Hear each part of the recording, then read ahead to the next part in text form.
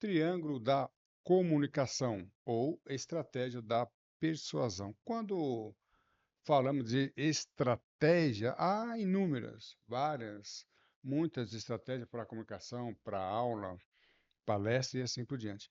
Esta estratégia da comunicação que eu vou apresentar aqui hoje é um trecho, uma parte muito importante que a gente tira da técnicas didáticas, de como dar aula. E essa estratégia ela vale para aula, palestra e todo e qualquer tipo de comunicação que eu vou chamar de triângulo, né?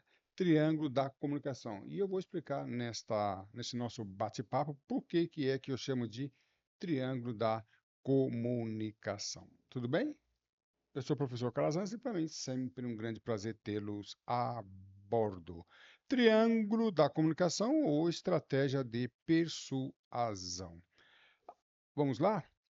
Eu vou apresentar aqui uma estratégia, eu poderia até dizer também um método, lembrando que método, lá do grego, quer dizer caminho. Então, eu vou apresentar aqui um caminho a ser percorrido em uma apresentação. E, como eu falei de triângulo da comunicação, eu vou apresentar aqui 3 tópicos. Para que você faça uma boa apresentação, a gente indica, dentre várias técnicas, dentre vários métodos, essa aqui, a apresentação do tópico, explicação do tópico e exemplo. Se você fizer percorrer esse caminho, esse triângulo apresentando esses 3 tópicos, eu tenho certeza que vai ter uma apresentação persuasiva. Então, a apresentação do tópico parece bobeira, mas você está falando sobre o quê? Há pouco tempo atrás eu assisti um senhor, na realidade, fazendo uma apresentação religiosa, e eu fiquei na dúvida, eu e muitas pessoas, na dúvida sobre o que é que ele estava falando. Ele estava se valendo da Bíblia e foi de Gênesis ao Apocalipse. Falou sobre vários personagens, citou muitos textos bíblicos e ninguém sobre, ninguém soube, né, definir sobre o que é que ele estava falando. Então, qual é o tópico? Isso tem que ficar bem claro. Eu estou falando sobre o quê?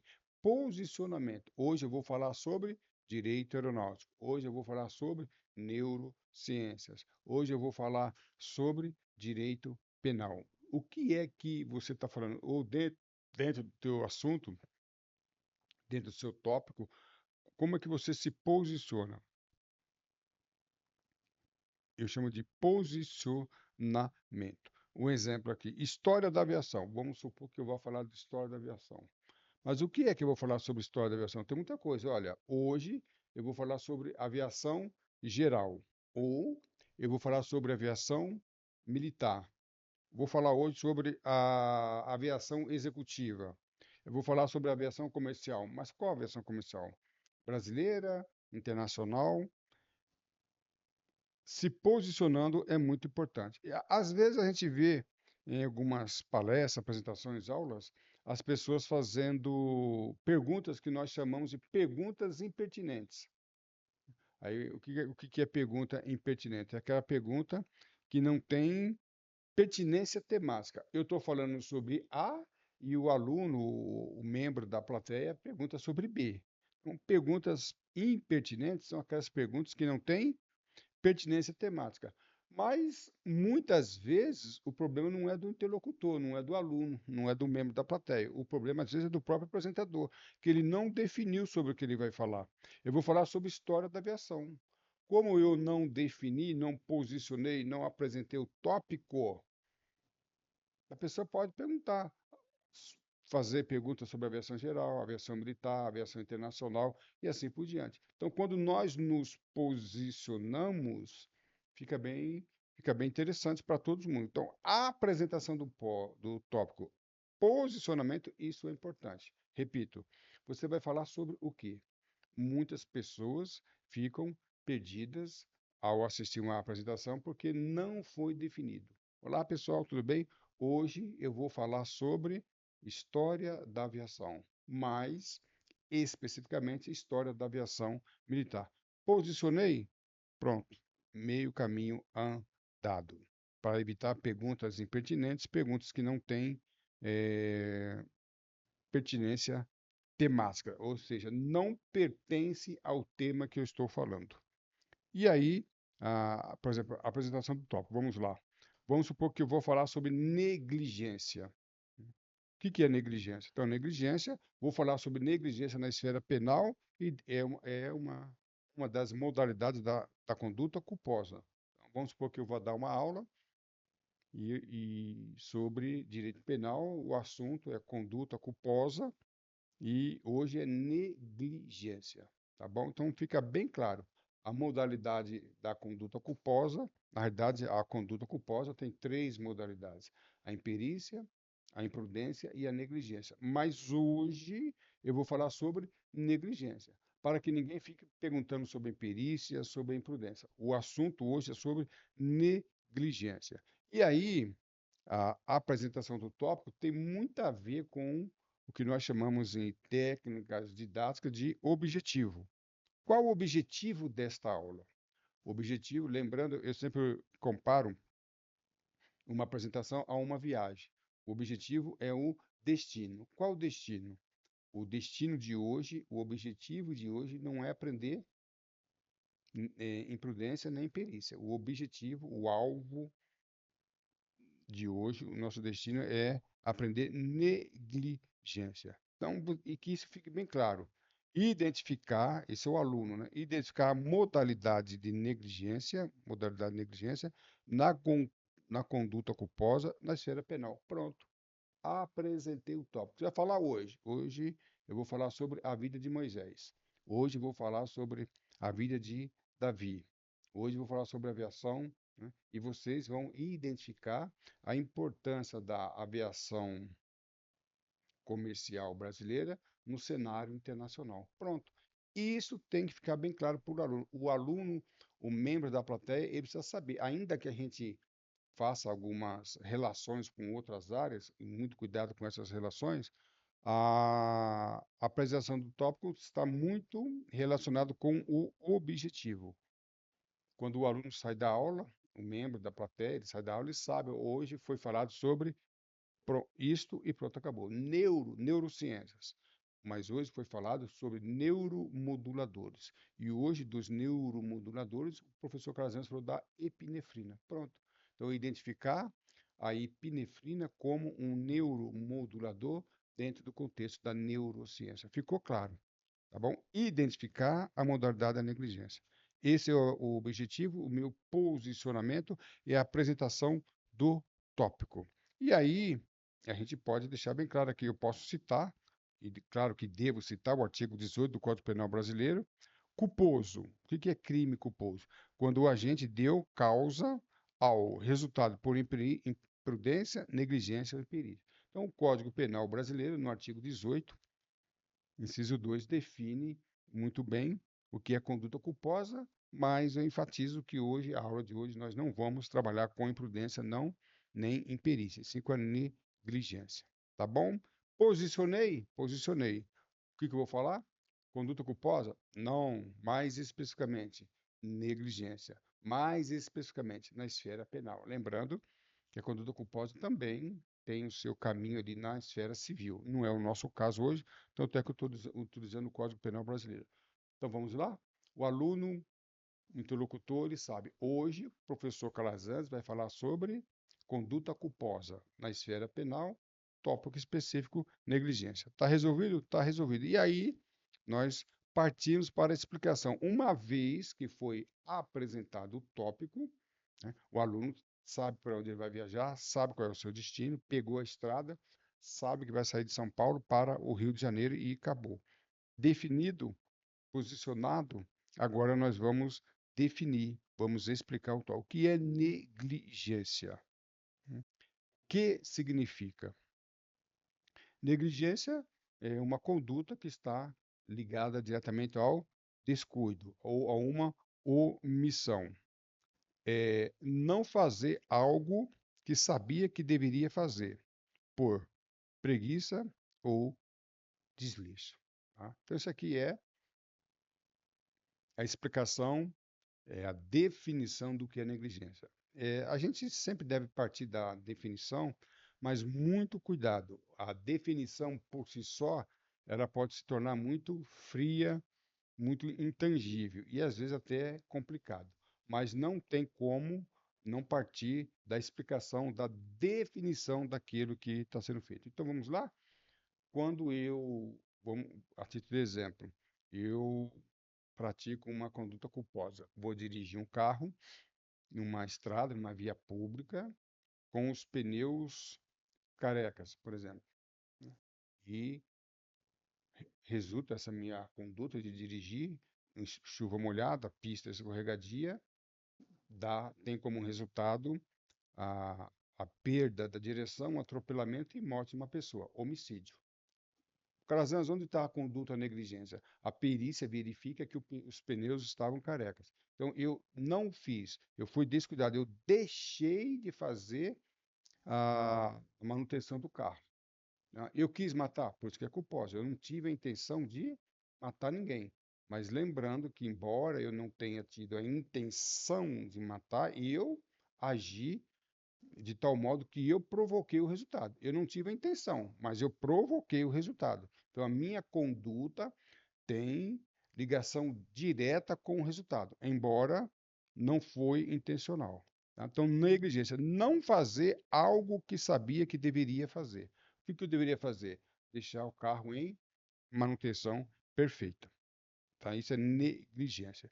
E aí nós vamos partir para exemplo. Depois que eu defini, embora que eu já tenha dado algum exemplo, a gente parte por exemplo. O exemplo é muito importante, pois eu falei que a definição por si só, é, descuido, omissão, não fazer o que ele sabia fazer, às vezes ela fica muito perdida no ar, fica muito intangível. Quando nós damos exemplo, aí sim, o exemplo é o ponto alto de uma aula, porque ela vai conectar aquela teoria ao mundo prático. Outro problema de muitos palestrantes e professores, eles não conseguem fazer ligação. Para que que eu estou aprendendo isso? Qual a aplicação dessa na minha vida prática? Outro dia alguém fazia um comentário na mídia, não sei por que que ele estudou a teoria dos triângulos, cateto e hipotenusa, se ele nunca utilizou. Olha, ele utiliza sim. É que o professor, quando deu essa aula para ele, não soube explicar para ele qual era a aplicação da trigonometria, da geometria plana no mundo prático. E tem sim, tem vários objetivos. E o exemplo, ele é a aplicação prática daquilo que eu estou estudando. Por que que eu estou estudando isso? Eu estou estudando neuromoduladores. Um dos neuromoduladores que age no nosso cérebro é a epinefrina. Para que eu preciso saber o que é epinefrina e qual é a atuação da epinefrina no meu cérebro? Eu preciso dar exemplo. Então, o exemplo é o catalisador, é o ponto alto da nossa aula. Um exemplo aqui, médico que não fez o diagnóstico. Eu acompanhei um caso de um senhor que foi encontrado em coma. O filho dele não sabia o que é, correu e levou para o médico. O médico, sem fazer diagnóstico, achando que ele estava embriagado, deu ali para ele uma dose enorme de uma substância lá com muito açúcar. E ele estava em coma diabético. E a pergunta é, essa pessoa não veio a óbito, deu uma glicada, né, deu dado uma aplicação de glicose. E a pergunta é, como é que o médico faz isso? O médico recebe uma pessoa que estava em coma, não sabe qual é o seu histórico e, considerando que ele estava embriagado, aplica uma injeção de glicose. Então, o médico que não fez o diagnóstico. Se o paciente viesse a morrer, esse médico poderia responder por homicídio culposo, porque ele não teve a intenção de matar o paciente. Mas ele foi negligente, deixou de fazer. Não teve a intenção, mas a conduta do médico tem relação com a morte, relação de causa e efeito. Carro sem manutenção, eu já falei aqui, carro sem freio é muito comum. Caminhões, ônibus, às vezes, a gente vê reportagem, um caminhão altamente muito carregado, estacionou numa ladeira e durante o descarregamento ele foi para trás ou foi para frente, e atropelou, matou, feriu pessoas. Aí vai fazer a vistoria, o freio não estava em perfeito estado, né, de funcionamento, freio de mão, seja lá o que for. Então, o carro sem manutenção.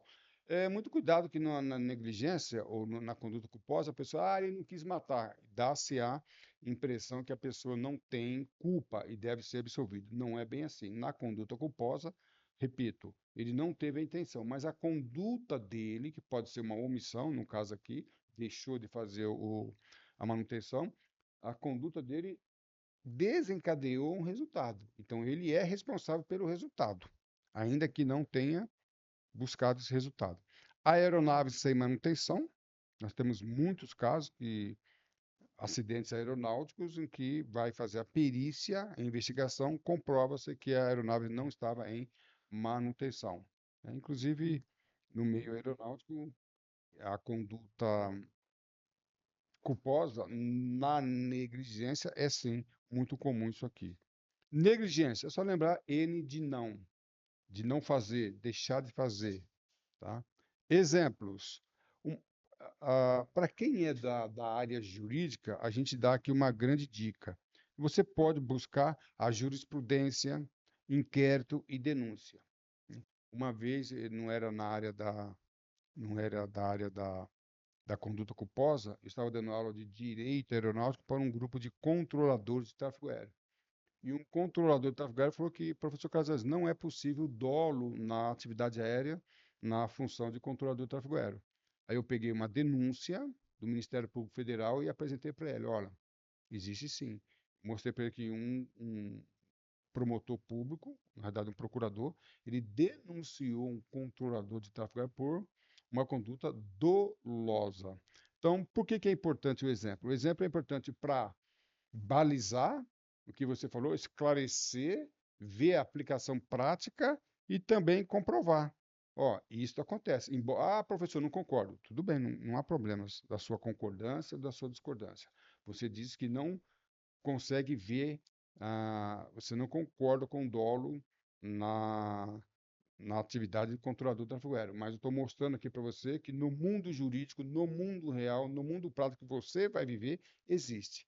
Então, o exemplo ele serve para várias coisas, para clarear, facilitar o entendimento e também comprovar o que você está falando, provar o que você está falando, tá?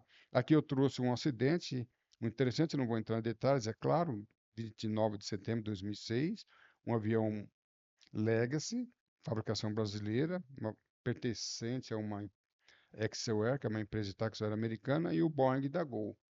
Tá? Os dois se chocaram e esse Boeing ele, ele veio a cair, né? Se acidentou no choque, morrendo as 154 pessoas ocupantes. E o Legacy, por incrível que pareça, depois do choque, os pilotos conseguiram fazer um pouso de emergência na base aérea de Cachimbo e sobreviveram todos, tá? Resumindo, aqui é o acidente. O que eu quero dizer é o seguinte, é interessante que você traga, vamos supor que eu esteja dando conduta culposa na atividade aérea, né? Então, você pode usar a jurisprudência, pode usar um inquérito policial, pode usar uma denúncia, pode usar uma sentença para explicar melhor e também mostrar a comprovação prática, né? A aplicação prática. E aí, controladores. Então, vamos ver, nesse caso, houve um inquérito policial e houve também um processo. Na denúncia, aí eu pego aqui a denúncia. O promotor falou que os controladores, na verdade, foram vários controladores envolvidos, mas ele pega aqui no pé, pega aqui em foca dois. Dois controladores, eu não vou explicar detalhes, mas dentre vários controladores envolvidos, dois, ambos violaram normas que regem o exercício da sua profissão, negligenciando procedimentos previstos. Então, entendeu o promotor que os controladores lá de Brasília deram causa ao resultado, matando aí 154 pessoas, porque eles deixaram de fazer alguma coisa. Então, havia alguns procedimentos, então, a, o Legacy, o avião Legacy, ele saiu da tela radar. Então, tem a tela radar que o controlador trabalha para prover a separação entre as aeronaves. E por um determinado momento, essa aeronave saiu da tela radar. Quando a aeronave sai da tela radar, o controlador tem que tomar algumas providências para identificar a aeronave. E o promotor entendeu que ele não fez. Esses procedimentos previstos em regulamento não foram realizados. Então, não fez. Ele negligenciou. Então, estou mostrando aqui uma prova, né? Uma aplicação prática do que é negligência. Os pilotos. Então, nós temos aqui os pilotos americanos. O que o promotor disse sobre os pilotos no que se refere à negligência? Também, os pilotos também negligenciaram sua conferência e a dos diversos sinais do desligamentos exibidos no painel. Então, eu falei para vocês que o piloto, o controlador do tráfego aéreo, por um momento, ele perdeu a aeronave na tela do radar. Na tela do radar, a aeronave sumiu. Sumiu porque o transponder, que era um equipamento, foi desligado na cabine do avião. E o promotor disse que esse desligamento os pilotos americanos deveriam ter identificado. Eles não identificaram a inoperância do transponder e nem do TCAS. Quando o equipamento desligou, os pilotos americanos não fizeram negligência, alguns procedimentos. Se tivesse feito, teriam religado o equipamento e iria aparecer na tela do radar. Então vamos lá? Então, esta negligência por parte dos pilotos e também houve a negligência por parte dos controladores. Essa negligência fez com que houvesse ali a colisão. Eu estou dando um exemplo aqui, isso aqui é denúncia. Tá? Então, no processo penal, o promotor qualificou as condutas de vários profissionais, dos controladores e dos pilotos. Então, aqui é um exemplo prático. O exemplo é muito interessante. Estudos de caso ou storytelling. Então, estudo de caso. Eu criei um curso agora com um professor da área de aviação, na área de meteorologia aeronáutica. Nós montamos um curso e eu falei para ele, para cada aula, não lembro quantas aulas, então entre 30 e 50, eu falei, cada aula você trabalha com estudo de caso. Inclusive, a gente estava montando um curso perto daquele acidente que houve do Voipés, aquela aeronave que caiu circulando com alguns ocupantes ali por causa de formação de gelo. Então, a aeronave, tudo indica, né, as investigações não foram concluídas, que foi por causa da formação de gelo. Se a causa foi essa ou não, é um outro assunto. Contudo, a gente pode já usar esse assunto em sala de aula. Formação de gelo. Havia formação de gelo e também a formação de gelo era uma formação severa. Então, na aula de formação de gelo, nós podemos aplicar a influência, a interferência da formação de gelo em um voo. Pronto, ele trabalhou com isso naquele caso. Tá? Então, você consegue dar ao aluno uma aplicação prática. Lembrando que a teoria, por teoria, ela se perde. E aí, hoje, a gente ouve muito falar de storytelling. O que é storytelling? Storytelling é contar história. Mas, na realidade, muitos professores, ainda que não utilizasse esse nome, usou storytelling. O que é storytelling? É você contar uma história sobre aquela teoria. É você contar uma história, e essa história pode ser uma história inventada, mas eu vi um curso de direito que eu achei muito interessante, que era um curso de direito integral. Conversei com um dos alunos e ele falou: professor, o meu curso, a parte da manhã é só teoria e a parte da tarde é só aplicação prática de tudo que nós estudamos de manhã. Eu achei maravilhoso essa aula. Como que é o caso? Então, direito civil, pega ali um caso, a teoria de manhã, e pega um caso prático e os alunos vão resolver aquele caso prático. Tá?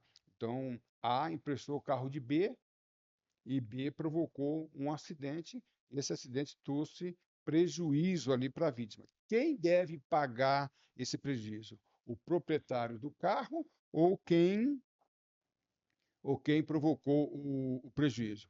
É uma história muito interessante. Então, eu estudei teoria, eu sei a teoria. Agora eu vou para a prática. Isso é estudo de caso, que nada mais, nada menos do que storytelling. Storytelling é uma história contada. E eu posso contar uma história na da aviação, do direito penal, da medicina e assim por diante, tá? E hoje nós temos uma concepção de neurostorytelling, que é uma concepção do professor Calazans. E isso que eu estou falando serve para todo e qualquer tipo de apresentações, aulas, debates, palestras e assim por diante. E nós estamos caminhando para o final. Triângulo da comunicação, estratégia da persuasão. 3 pontos. A apresentação do tópico, o que é, o posicionamento, o objetivo, explicação do tópico, definição, conceito e exemplo. Esses 3 pontos eu não tenho a menor dúvida que a sua apresentação será eficiente e eficaz. Para mais informações sobre os cursos do professor Calazans ou do grupo, você pode escanear esse QR Code e vai fazer parte do grupo do professor Calazans e receber informações sobre vários cursos de oratória e comunicação e mais especificamente um curso que nós temos aí que é de Neurostorytelling. Vou deixar os links de vários cursos e dos nossos grupos também na descrição desse vídeo. E você também tem os nossos contatos, nosso telefone e nosso e-mail. A sua atitude define a sua altitude. Vou alto. Estudo com o professor Calazans. Para mim, sempre um grande prazer tê-los a bordo. Um abraço e tudo de bom.